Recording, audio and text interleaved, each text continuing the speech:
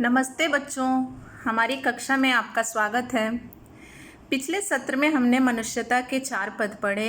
इस सत्र में हम आगे के 4 पद को पढ़ेंगे, लेकिन इससे पहले मैं एक बार पुनः स्मरण करा देना चाहती हूँ, इसलिए देखिए इसका सारांश अभी हम लोग पढ़ लेते हैं। इस कविता का सार इस प्रकार है। यह कविता राष्ट्र कवि मैथिली शरण गुप्त द्वारा रचित है। इसमें देश हित, परोपकार और उदारता को अपनाने की प्रेरणा दी गई है। कविता का सार इस प्रकार है। मनुष्य जीवन नश्वर है, अतः मनुष्य को मृत्यु से डरना नहीं चाहिए। उसे गौरवपूर्ण जीवन जीना चाहिए और गौरवशाली मृत्यु को अपनाना चाहिए। संसार में सदा उसी की यशोगाथा गाई जाती है जो संसार में अपनापन देखते हुए और सबको अपना मानते हैं। तो देखिए, इसमें फिर से मैं एक बार पढ़ा दूं कि इस बात पे बहुत ज़्यादा जोर दिया गया है कि इंसान को अच्छे कार्य करना चाहिए, दूसरों की मदद करनी चाहिए और ऐसे कार्य करते हुए इस दुनिया से जाना चाहिए कि उनके नहीं रहने पे भी सब उनको याद करें। बच्चों, आज हम कविता का 5वां पद पढ़ेंगे। मैं पद को पढ़ती हूँ, ध्यान से सुनिए। रहो न भूल के कभी मदांध तुच्छ वित्त में, सनाथ जान आपको करो न गर्व चित्त में। अनाथ कौन है यहाँ त्रिलोकनाथ साथ हैं, दयालु दीन बंधु के बड़े विशाल हाथ हैं। अतिव भाग्यहीन है अधीर भाव जो करे, वही मनुष्य है कि जो मनुष्य के लिए मरे। एक बार और मैं पढ़ती हूँ, ध्यान से सुनिए। रहो न भूल के कभी मदांध तुच्छ वित्त में, सनाथ जान आपको करो न गर्व चित्त में। अनाथ कौन है यहाँ त्रिलोकनाथ साथ हैं, दयालु दीन बंधु के बड़े विशाल हाथ हैं। अतिव भाग्यहीन है अधीर भाव जो करे, वही मनुष्य है कि जो मनुष्य के लिए मरे। अब इसकी व्याख्या हम लोग पढ़ेंगे। कविता के 5वें पद की व्याख्या इस प्रकार है। मैथिली शरण गुप्त रचित मनुष्यता कविता में देश हित, परोपकार और उदारता को अपनाने की प्रेरणा दी गई है। इन पंक्तियों में कवि ने धन के उन्माद में अहंकारी न होने की प्रेरणा दी है। अभी जो मैंने 5वां पद पढ़ा उसी की व्याख्या है। तो कवि क्या कहते हैं कि धन के उन्माद में अहंकारी नहीं होना चाहिए, यानी कि यदि आपके पास बहुत ज़्यादा धन है, पैसा है, तो उसका घमंड नहीं करना चाहिए। कवि के अनुसार धन की प्राप्ति सबसे बड़ी उपलब्धि नहीं है। सही बात है, यदि कोई इंसान सबसे ज़्यादा अमीर है तो ये सबसे बड़ी उपलब्धि नहीं है, यह मात्र एक तुच्छ उपलब्धि है। अतः हमें धन का भूल कर भी घमंड नहीं करना चाहिए। कवि का कहना है कि इस संसार में कोई अनाथ नहीं है, सबके सिर पर त्रिलोकनाथ का हाथ है। तो सबके सिर पर भगवान का हाथ है, इसलिए इस दुनिया में कोई अनाथ नहीं है, क्योंकि सबके पिता कौन है? सबके पिता भगवान है, ईश्वर है। ईश्वर बहुत दयालु हैं तथा उनकी शक्ति अपरंपार है। वे सबको सहारा देते हैं।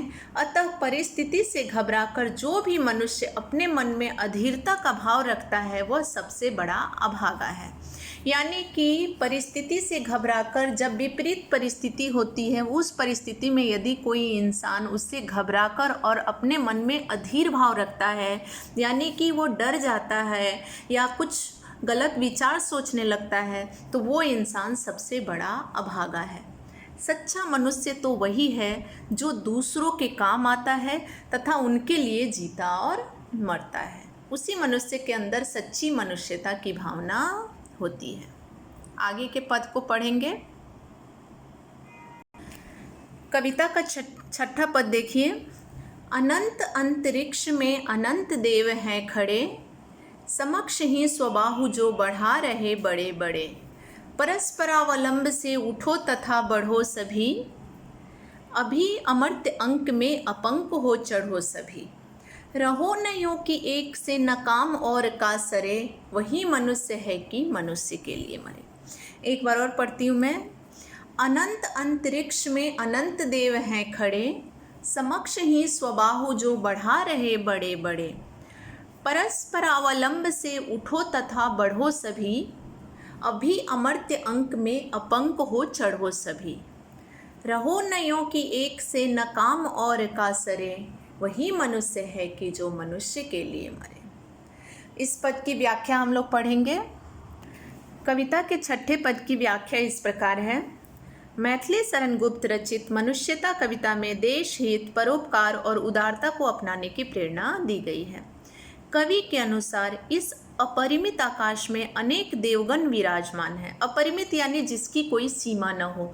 तो जैसा कि आपको पता है आकाश की कोई सीमा नहीं है, तो उसमें अनेक देवगण यानी कि अनेक देवता खड़े हैं। वे अपने हाथ बढ़ाकर उदार हृदय, दयालु तथा परोपकारी मनुष्यों के स्वागतार्थ खड़े हैं। यानी कि वो सारे जो देवता आकाश में खड़े हैं वो अपने हाथ बढ़ा रहे हैं। किसके लिए? वैसे मनुष्य के लिए जिसके अंदर मनुष्यता की भावना है, जिसका हृदय बहुत दयालु है और जो परोपकार करता है यानी दूसरों की मदद करता है। इसलिए तुम परस्पर एक दूसरे के सहयोग से उन ऊंचाइयों को प्राप्त करो जहां देवता स्वयं तुम्हें अपने पवित्र गोद में बैठाने के लिए उत्सुक हैं। देखिए ये बात बहुत बड़ी बात है ये कि जो इंसान अच्छे कर्म करता है उसे देवता भी अपने पास रखना चाहते हैं। तो वही बता रहा है कि जिसके अंदर मनुष्यता की भावना है, परोपकार की भावना है, उनके लिए देवता भी अपने बाहें फैला के खड़े हैं।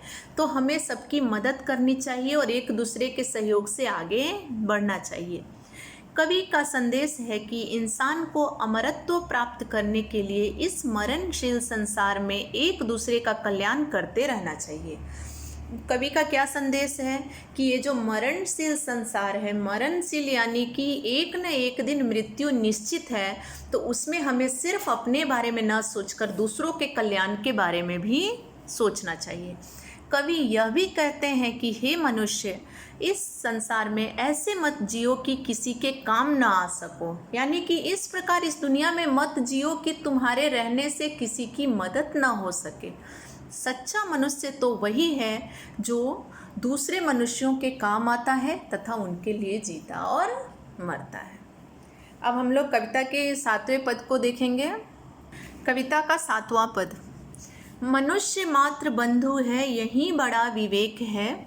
पुराण पुरुष स्वयंभू पिता प्रसिद्ध एक है।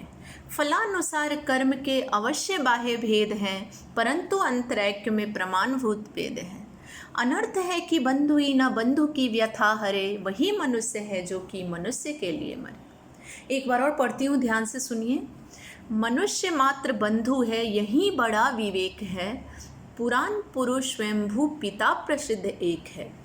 फलानुसार कर्म के अवश्य बाह्य भेद हैं, परंतु अंतरैक्य में प्रमाणभूत वेद हैं। अनर्थ है कि बंधु ही न बंधु की व्यथा हरे, वही मनुष्य है जो कि मनुष्य के लिए मरे। अब हम कविता के 7वें पद की व्याख्या को पढ़ेंगे।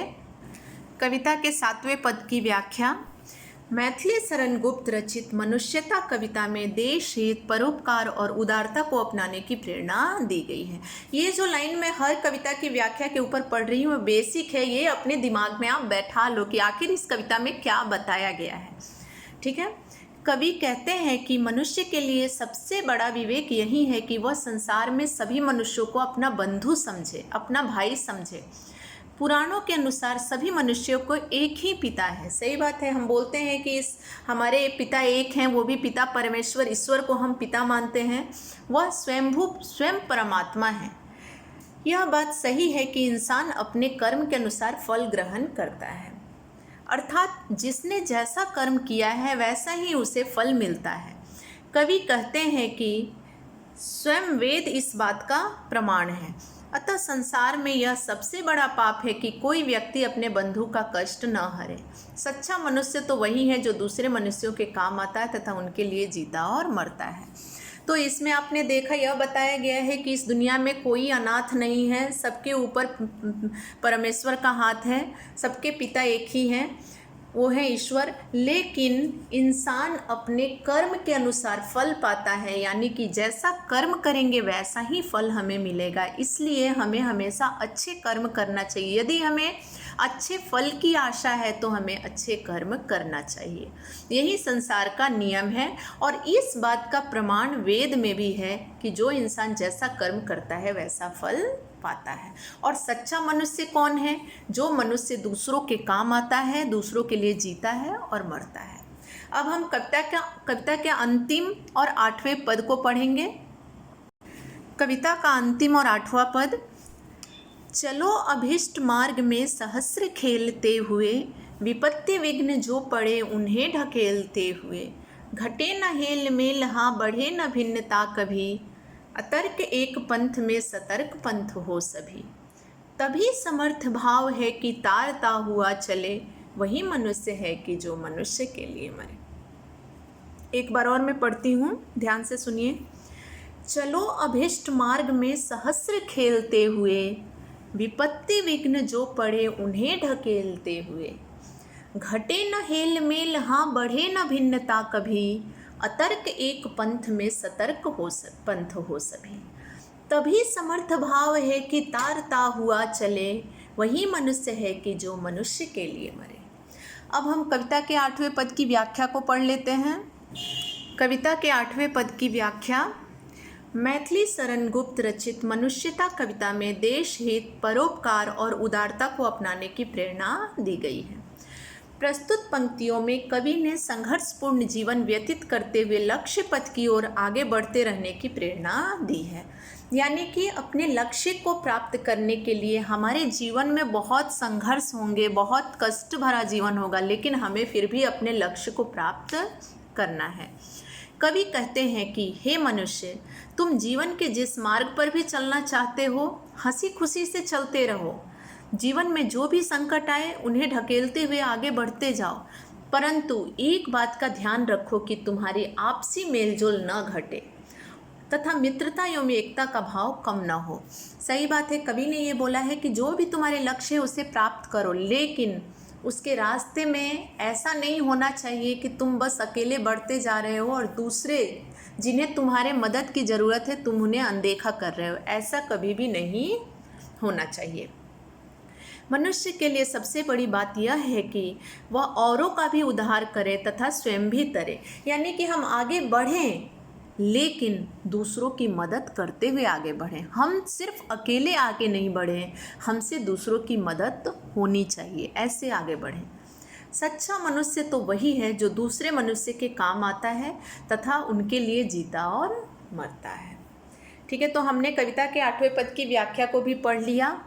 इस सत्र में हमने पूरे मनुष्यता कविता हमारी समाप्त हो गई। पिछले सत्र में हमने 4 पद पढ़े थे, इस सत्र में हम 8 पद पढ़े। आशा करती हूँ आप सबको ये कविता समझ में आ गई होगी। तो बच्चों, इस सत्र में इतना ही। अगले सत्र में नए पाठ के साथ मिलते हैं। तब तक के लिए धन्यवाद।